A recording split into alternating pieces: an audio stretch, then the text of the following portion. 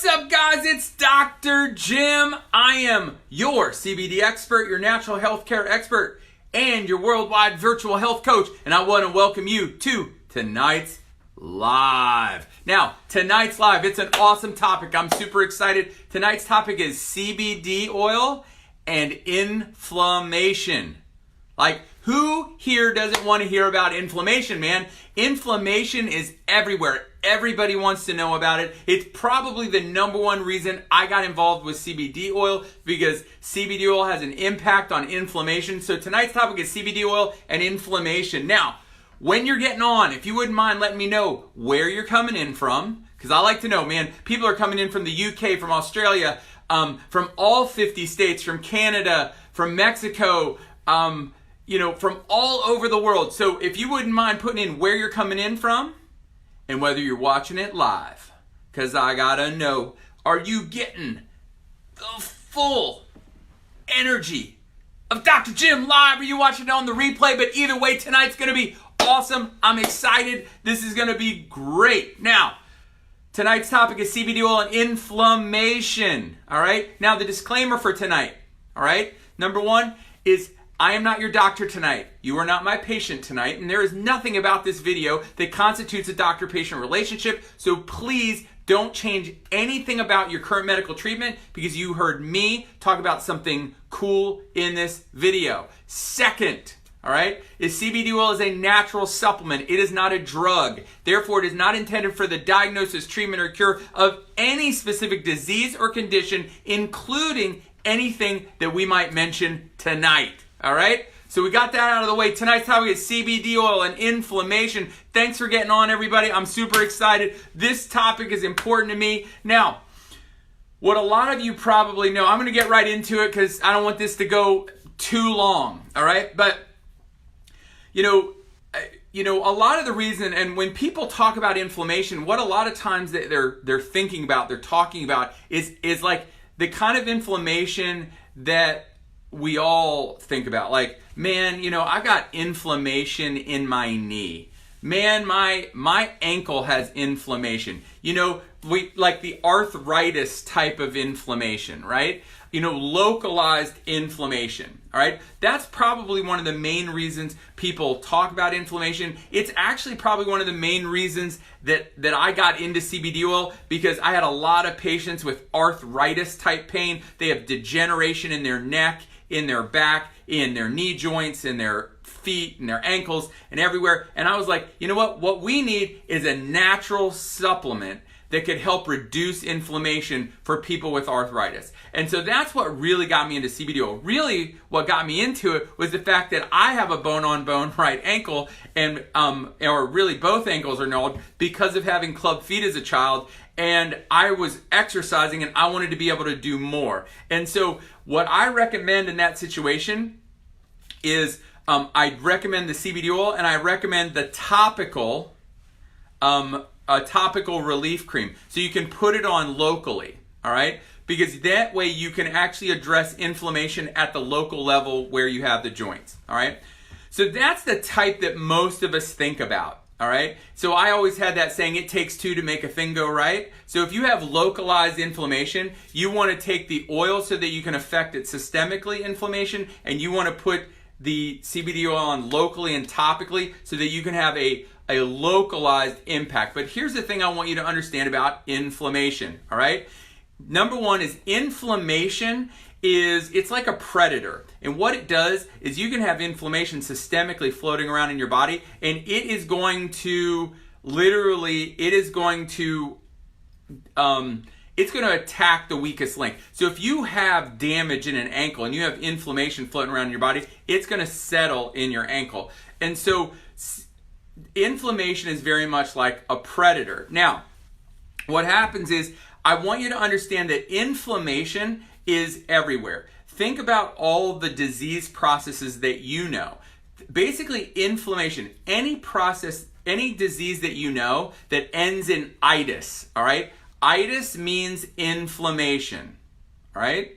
Itis means inflammation. So if you have, let's say, if you have arthritis, arthros means joint, itis means inflammation. So you have inflammation in your joint, all right? If you have colitis, colo means colon, itis means inflammation. You have inflammation in your colon, all right? So any problem, anything that ends with itis means you have inflammation, and you have inflammation of whatever that is, all right? So as much as we all think about localized inflammation, all right, a lot of us think about, our individual joints. What I really want to talk about tonight is even a bigger picture. Now, certainly localized inflammation, everything we talk about systemic inflammation, whole body inflammation, is still going to be important and is still going to be relevant to localized inflammation. Listen, if I wasn't taking CBD oil for localized inflammation, like I just competed in a 209-mile relay race where I ran 16 and a half miles, like up and down mountains. That would have never been possible without the anti-inflammatory impact locally in my joints. All right, so I'm a huge fan of it locally, but this is what I want you to understand. It also has a huge systemic impact. Now, I'm going to keep looking down because this is important information. I want to make sure that I really give it to you the best way, so that I'm just making sure I'm touching my notes, make sure we're getting all the pieces. All right, so if you're having any condition that ends in itis, go ahead and put that in the comments. Put whatever condition you have that ends in itis in the comments, because that's inflammation. If you have inflammation, CBD oil, we're going to explain how it could help you with that. So from the Harvard Health Letter, they basically they put out a paper, the Harvard Health Letter, that really stating that chronic inflammation is really at the, it is the kind of the commonality. It is the common thing across almost all diseases. All right, so that chronic inflammation has its hand in literally almost every disease out there. And this is what I want you to know. There is a very simple test that you can take that your doctor would probably order for you that gives you an indicator of inflammation. It's called your CRP, or your C-reactive protein. It's a simple blood test, and it tells us about inflammatory markers. Now, why did I talk about that? Well, because let's take heart disease, for example. Heart disease and heart attack is not a cholesterol problem. No matter what you've heard or what you've been told, it's not a cholesterol problem, all right? It's an inflammation problem. What happens is you have inflammation that damages your blood vessels, and when the smooth lining of your blood vessels gets damaged and there's inflammation, then that allows cholesterol to stick, and then that's what starts clogging up your arteries. So cholesterol isn't actually the problem, all right? It's the inflammation that's a problem. And how do I know that? Well, they did a study, and what they proved is that this C-reactive protein test, all right, this is a marker of inflammation.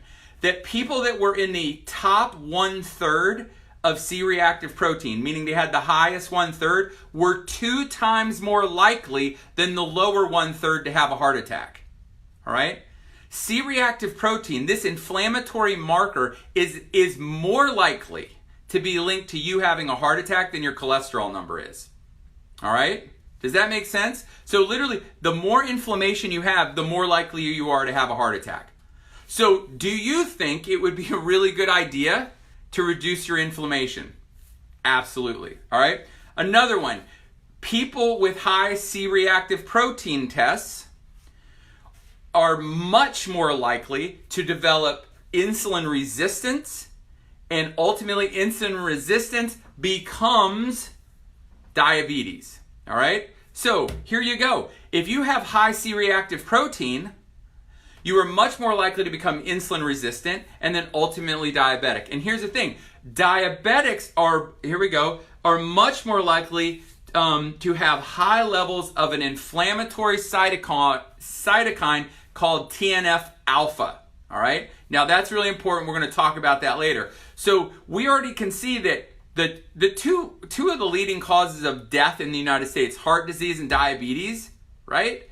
That both of them have high C-reactive protein numbers. Both of them are high for inflammatory markers. So could you see why it would be important to reduce inflammation systemically? Absolutely, right? Now, now we talk about something like cancer. Dr. Virchow, all right? There's something called a Virchow's node. It's like right under here. If you have it, it's not good. I found one on a patient before, and it really upset me, and I sent them to the doctor immediately. But Dr. Virchow, 150 years ago, found that malignant tumors had high concentrations of inflammatory cells, all right? And that basically not only did malignant tumors have high concentrations of inflammatory cells in them, but that cancer tumors developed in areas of high chronic inflammation, all right? So now, heart disease, diabetes, cancer, all of them connected to inflammation. Do you think it might be important to reduce systemic inflammation? Absolutely. Now, in your brain, all right, your brain has almost like a different kind of immune system. They use specialized immune cells called microglial cells. And when foreign things get in there, when bad stuff gets in there, these microglial cells go and they engulf it and they get rid of it, and then they secrete TNF alpha, we talked about that before, and other inflammatory products. And once enough of those accumulate in the brain, you start to create these what are called amyloid plaques. And a lot of times those have been connected to Alzheimer's, Parkinson's, all kinds of things. All right? So, inflammation in your brain, guess what? It's driving Alzheimer's, dementia, Parkinson's. So once again, my question is, how important do you think it would be to effectively address inflammation? Because we just talked about the 4 horsemen of the apocalypse, right? Alzheimer's, cancer, heart disease, diabetes, all right? All of those are connected with inflammation. Systemic inflammation, whole body inflammation, all right? Now, I have a question. Not only, number one, we know how important it would be to get rid of inflammation, but here's the second part of that question. What if there was a natural supplement that we knew had a positive impact on systemic inflammation, all right? And it was not dangerous, it had no side effects, it was non-addictive, it was considered incredibly safe, and you could buy it, and take it, and you don't need a prescription for it, and it could help reduce inflammation. Wouldn't that be awesome? Yeah, it is awesome, right? So that is what CBD oil can do. So I keep looking down. So how does CBD oil impact inflammation? Well, number one, there are receptor sites called cannabinoid or CB receptors all throughout your body. There's CB2 receptors are spread significantly throughout your immune system. Now you have to understand that inflammation is ultimately a reaction from your immune system, right? So having these CB2 receptors spread throughout your entire immune system makes a huge difference, because what can happen is CBD can attach to these CB2 receptors and modulate this immune response, all right? So here's some of the things that CBD does when it attaches to those CB2 receptors. Number one, it can reduce the production of TNF alpha, right? Now, we just talked about TNF alpha connected to Alzheimer's, connected to diabetes, right? I mean, that's a big deal. Cancer, all of that connected to TNF alpha. CBD oil helps reduce TNF alpha. This is an awesome study because we talked about C-reactive protein being a marker of high inflammation, right? It was connected. You're 2 times more likely. If you're in the top third, you're 2 times more likely to have a heart attack than somebody in the lower third if your CRP is high. High CRP is significantly connected to people that become insulin resistant and type 2 diabetic, right? So here we go. Data from 9,000 people who use CBD oil in the past 30 days had lower levels of C-reactive protein than people who had not. What? That's awesome. Don't you think that's awesome? Literally, they reviewed the data of 9,000 people who had taken CBD oil in the last 30 days, and they had a lower CRP, a lower marker of inflammation than people who hadn't. Now, if inflammation is connected to the 4 horsemen of the apocalypse, if it's connected to heart disease and diabetes and cancer and Alzheimer's, and you can reduce inflammation with CBD oil, doesn't that sound like something you'd want to do? Yeah, it's awesome. Some research from the Imperial College of London showed that CBD oil can reduce inflammation in mice. Now, I realize it's a mice study, but most of the time mice studies translate very well to human studies, but that CBD oil can reduce inflammation in mice by 50%. What? It's awesome. The National Institute of Health in Bethesda, all right, they found that cannabinoids suppress the inflammatory response by reducing inflammatory cytokines and upregulating something called you're upregulating your regulatory T cells. Now, regulatory T cells are what modulate the immune system. They kind of govern the immune system. They're like in charge of the immune system. So it reduces the inflammatory cytokines and it upregulates the T cells that tell the immune system what to do. All right? That's ridiculous. It's awesome. All right? CBD inhibits COX-2.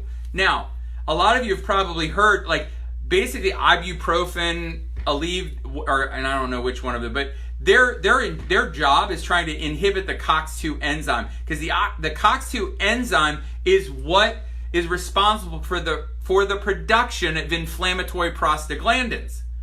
So here we're talking about all these amazing things that CBD oil can do. And we know that inflammation has its hand in literally, I mean, if it ends in itis, if you have an autoimmune condition, all right, if you have obesity, because obesity drives inflammation, if you have a high CRP, if you have heart disease, if you have diabetes, if you have cancer, if you're working with Alzheimer's, all of this is connected to inflammation. And we know that CBD oil can reduce inflammation. That's ridiculous. It's awesome, right? So, if you have anything that ends in itis, if you have local problems, arthritis, in specific joints like I do, you should get an oil, you should get a topical cream. If you just want to reduce systemic inflammation. Now, here's my question. Do you have to have already been diagnosed with heart disease or diabetes or cancer or Alzheimer's? Or would you just like not to get it? If you would just like not to get it, like, I don't have heart disease, I don't want to get it. And I know if I can reduce chronic inflammation, that's going to be good for me. I don't have Alzheimer's, but I don't want to get it. So if I don't want to get it, I want to reduce the inflammation in my body, in my brain. It's going to help me, right? I don't have diabetes. I don't want to get it again. Had it before. I don't want it again, right? I don't want cancer. So I want to reduce inflammation in my body. So you don't have to be diagnosed with any of these. Once again, it's because we're not treating a disease. All right? What we're trying to do is be the healthiest we can be, and we know that if you reduce inflammation, it's better for you. So you should do it, right? So if you have any of those, you should be taking CBD. If you